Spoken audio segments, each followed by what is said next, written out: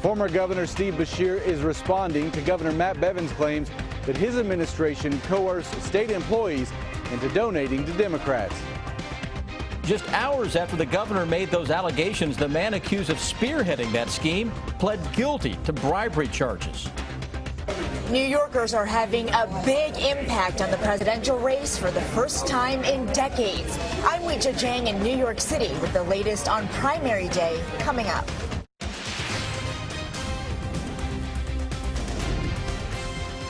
This is WKYT News at 5. Governor Matt Bevin launching an investigation after he says his office uncovered evidence of wrongdoing in former Governor Steve Beshear's administration. The governor made the accusations in a news conference this morning. Hours later, former Governor Steve Beshear is firing back. WKYT's Victor Puente is live in Frankfurt with our top story at 5. Victor? Well, unlike most of his press conferences, Governor Matt Bevin didn't take any questions when he was finished this morning. He did say that as this investigation continues, his office will release as much information as the law allows. When Governor Matt Bevin announced a press conference for earlier today, many of us in the media thought it might have to do with the budget passed last week. We quickly learned we were wrong.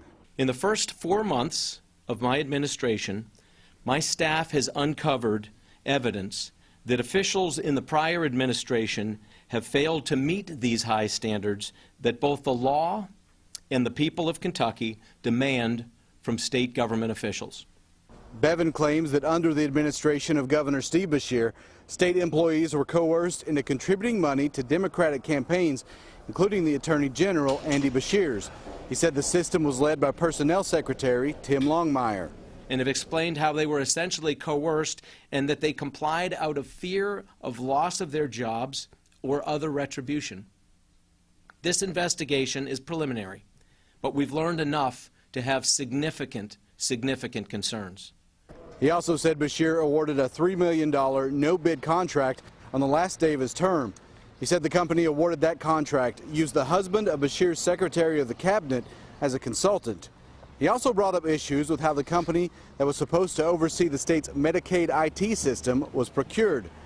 Steve Beshear denied the accusations in a release, saying, quote, attacking me in an effort to distract the public from his Benefine debacle and his plan to strip away health care from hundreds of thousands of Kentuckians will not work. Today's accusations, which have absolutely no basis in truth, continue this pathetic spectacle.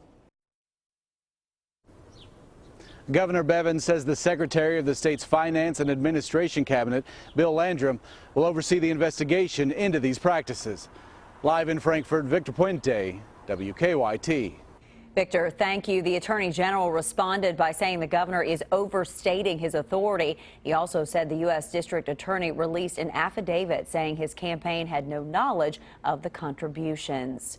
Now, Governor Bevin's accusations come as the man he claims spearheaded the forced contributions from state employees admitted to federal bribery charges. Tim Longmire entered the plea in federal court in Lexington this afternoon. WKYT's Hillary Thornton was there for that hearing.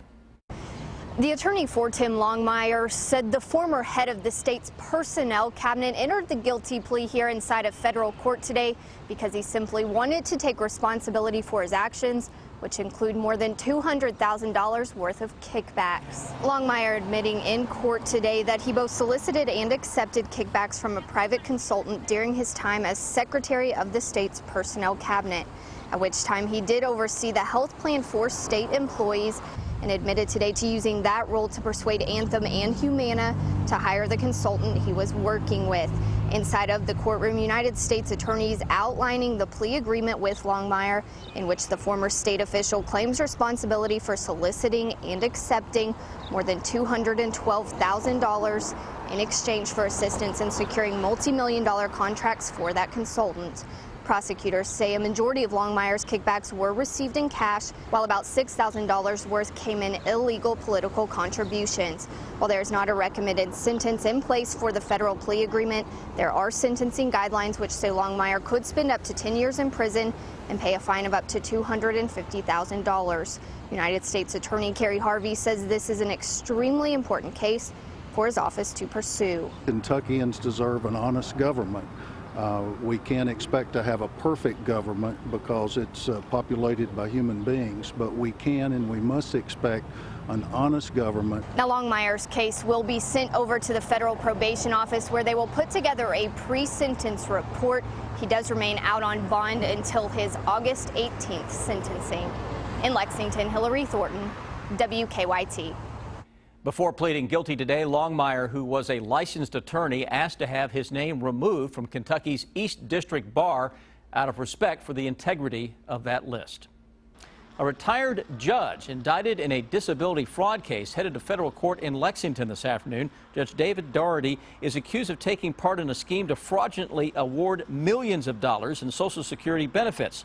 Eastern Kentucky attorney Eric C. Kahn and a former doctor are also accused in this case.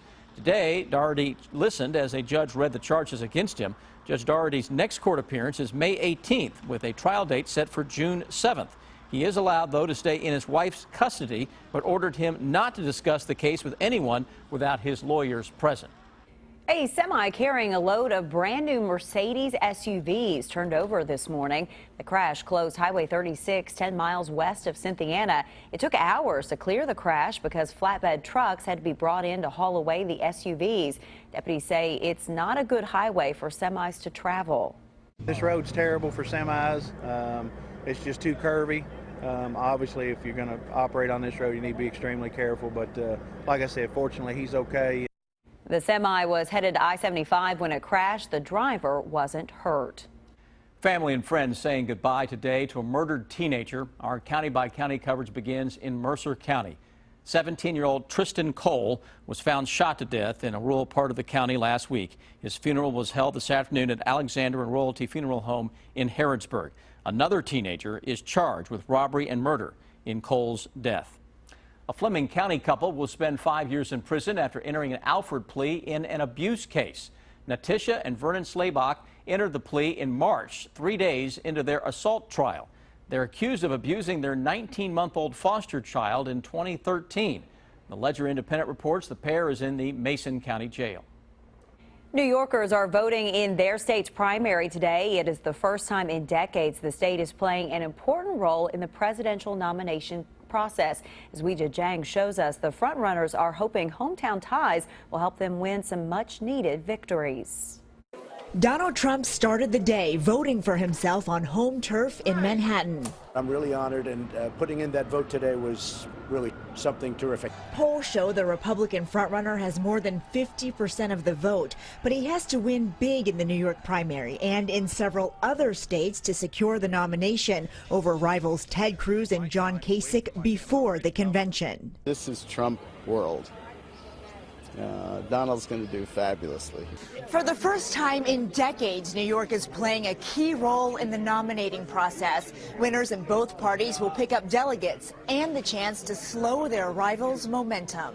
Hillary Clinton adopted New York as a home state when she served as senator for 2 terms. She's counting on a win here. This has been a joy during the last 2 weeks to be here all over the state. Terry Noren was a Clinton supporter until she got into the voting booth. I like Hillary a lot, but I think I want more change than what she could provide. Thank you very much. Bernie Sanders hit the city streets this morning and greeted New Yorkers. Despite the impediment of 3 million people not being able to participate, I think we're going to do just fine.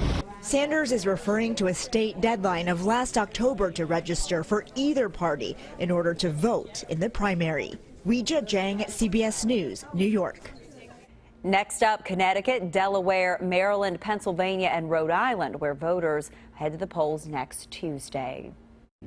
People in Houston continue to deal with deadly flooding. Waters began rising after an estimated 1.5 feet of rain fell yesterday. Rescuers have been working around the clock to save people trapped in floodwaters. 5 people have died, including a woman whose car filled with water while she was in it. Okay, cancer, this heart problem, all that I understand. But this, driving to high water in the middle of the city and there's nothing that could be done, it's a terrible loss. 400 people have been forced from their homes because of the flooding. The Red Cross has opened shelters to help them. The death toll in Ecuador has reached 400, and the number is expected to continue rising. A powerful earthquake hit the country's Pacific coast last weekend. Rescuers from all over the world have come to help, and they have pulled a few survivors from the rubble. The Red Cross says as many as 5,000 people might need temporary shelter because their homes were destroyed.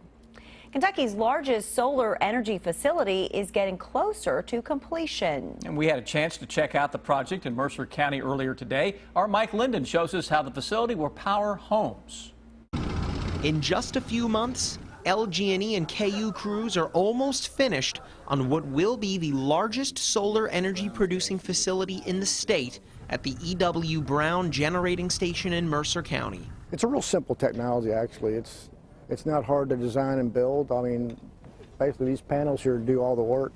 Despite still being months away from completion, the panels that are up are producing energy. We have nominally about 2 megawatts available to go, and it depends on how much sun we have, what we'll actually be producing on a day in and day out basis. When complete, the facility will provide 19,000 megawatt hours of power. That's enough to provide energy to 1,500 homes using 1,000 megawatt hours per month. So far, crews have installed more than 13,000 panels across the 50-acre site, with a goal of more than 44,000 when the project is finished. But what it all comes down to with solar energy is one thing: the sun. The sun's there, and to be able to take and capture that resource and use it's a good thing. While solar energy is still taking baby steps in the bluegrass, LG&E and KU officials say they're already discussing how to expand the technology to the rooftops of city buildings and shopping malls statewide. All that rooftop is real estate available to put solar on without having to go out and take a field up. The facility is scheduled to be fully operational by June 1st. In Mercer County, Mike Linden, WKYT. And thanks to tax credits and competitive bidding for construction on the site, LG&E and KU leaders say the project will come in below the original $36 million budget. Baptist Health Lexington is helping pay tribute to organ donors. The Kentucky Organ Donor Affiliate's quilt was on display at the hospital on Nicholasville Road. The quilt honors those who have helped others through organ and tissue donation. And I think basically people are good people here in Kentucky. We share. And isn't that really what organ donation is? Making that decision to share something with someone else. If you'd like to take a look at it, the display is open from 11 a.m. to 1 p.m. tomorrow near the hospital's main cafeteria. There's also someone on hand to answer questions and help you sign up for the Kentucky Organ Donor Registry. It is time now for better living, health, education, and consumer news that impacts your life. We need a good night's sleep to be at our best, but for many of us, that's easier said than done. People try to make up for lost time by sleeping in later on the weekends, but sleep experts say that's not likely to help in the long run. Just one night of sleep deprivation can cause a lack of alertness or impaired memory. The best thing you can do is to maintain a schedule and make sleep a daily priority. Our bodies like consistency, so it's best to keep the same sleep time, wake time as much as you can. Now, there probably will be some variations on, typical work days versus days that you have off, but as much as possible, keeping that as consistent as possible. Long-term sleep deprivation is associated with high blood pressure, diabetes, heart attack, and stroke. If you want to extend your life, adding a little bit of green can help. As Jeremy Roth shows us, a new study suggests women who live closer to nature might live longer. Living closer to nature could help women live longer. A study published in the journal Environmental Health Perspectives suggests a link between the amount of vegetation around homes and significantly lower mortality rates among women. The study was conducted by researchers at Brigham and Women's Hospital and the Harvard T.H. Chan School of Public Health. Researchers looked at data from more than 100,000 women in the U.S. over an 8-year period. They compared the number of deaths in that group to satellite imagery, analyzing the different levels of vegetation nationwide. Then, they also accounted for risk factors such as age, ethnicity, and tobacco use. They found that for lush areas with a lot of greenery, women had a 12% lower mortality rate than in areas with the least amount of vegetation. The study's authors say there could be several reasons for that: less air pollution and possibly higher physical activity. Other similar studies have suggested the same thing, but many of those studies are smaller, and some of the findings have been contradictory. For Health Minute, I'm Jeremy Roth. Visa is planning to make its new chip cards even more efficient. The company says its quick chip will let customers dip and remove cards in 2 seconds or less. The card can then be removed from the terminal while the rest of the transaction continues. Now, here's what's coming up for you at 5:30.